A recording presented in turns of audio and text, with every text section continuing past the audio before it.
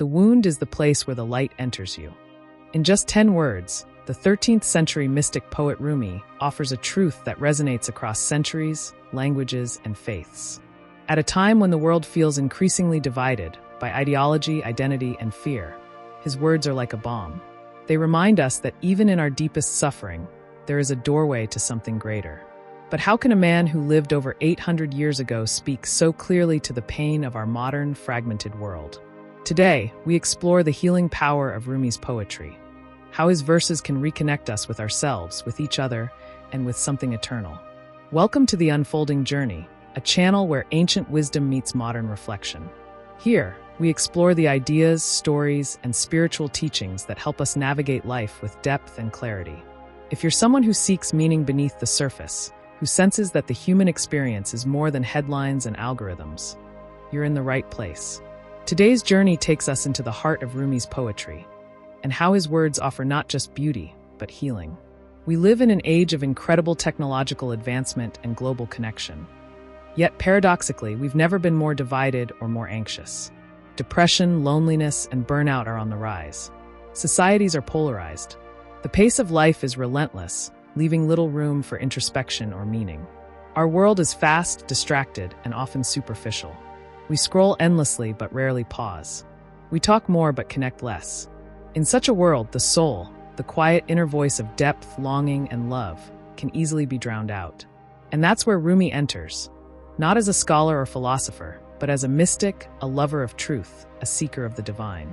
His poetry doesn't demand attention, it invites presence. It doesn't offer answers, it opens questions. Rumi doesn't just speak to us, he speaks for us, echoing our longing for unity, for stillness, and for love.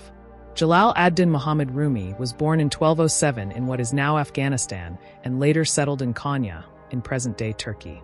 He was a scholar, a theologian, and eventually a mystic. But his transformation began when he met Shams of Tabriz, a wandering dervish whose radical presence shook Rumi to his core. Their friendship, intense, ecstatic, and often misunderstood, became the catalyst for Rumi's poetic awakening. When Shams mysteriously disappeared and was likely killed, Rumi's heartbreak poured out his verse.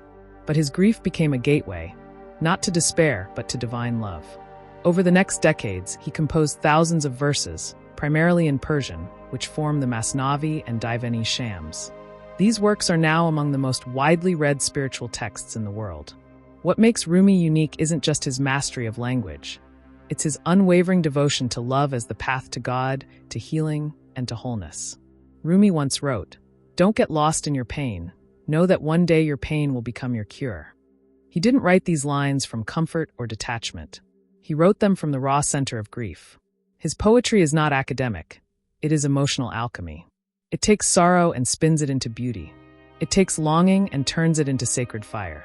In a world fragmented by trauma, personal and collective, Rumi's poetry is a kind of medicine. Not the quick-fix kind, but the deep, soulful kind. It invites us to feel what we've suppressed, to sit with what hurts, and to remember that we are not broken, we are becoming. His words speak to those struggling with anxiety, heartbreak, identity, and disconnection. Try not to resist the changes that come your way. Instead, let life live through you. Or, you were born with wings. Why prefer to crawl through life? These aren't just pretty quotes for Instagram.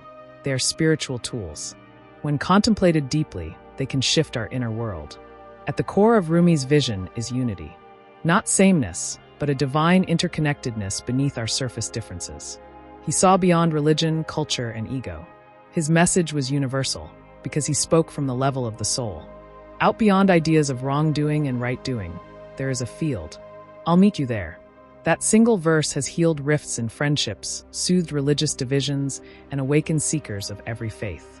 Rumi believed that beneath our opinions and identities, we are one. Not metaphorically, but spiritually. In today's polarized world, this message is not just poetic, it's urgent.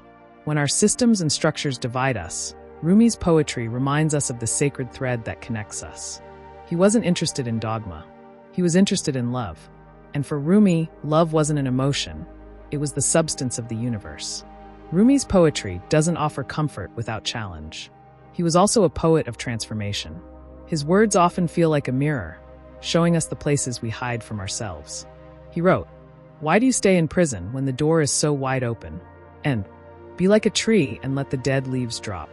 In a world addicted to distraction, his poetry demands presence.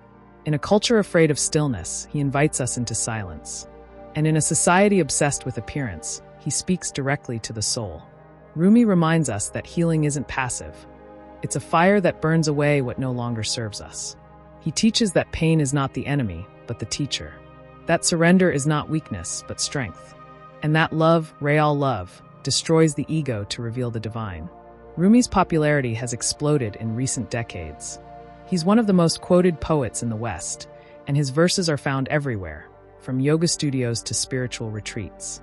But too often, his message is diluted, treated as a kind of poetic decoration rather than a radical spiritual call. To truly engage with Rumi is to embark on a journey of self-discovery. His poems are doorways to inner landscapes we rarely visit. They aren't meant to be skimmed, they're meant to be lived.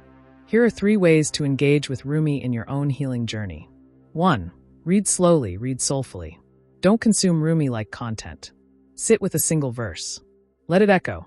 Let it work on you. His poetry reveals more the slower you go. 2. Journal your reflections. Write down how a poem makes you feel. What does it awaken in you? What part of your life is being touched or challenged? 3. Speak his words out loud. There is power in the spoken word. Reading Rumi aloud gives the poetry breath. It becomes embodied, not just intellectual. At the heart of all this is something simple, but profound. Rumi gives us permission to feel again, to be vulnerable, to be uncertain, to be human. In a culture that prizes perfection, he invites us into our imperfections.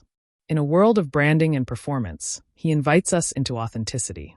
And in an age of noise, he whispers, "Silence is the language of God, all else is poor translation."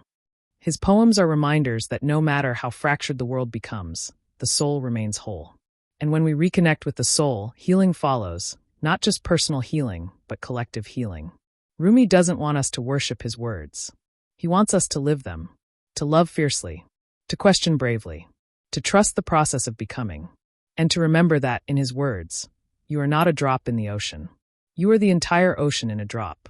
In the chaos of modern life, Rumi's poetry is not an escape, it's a return. To presence, to soul, to love.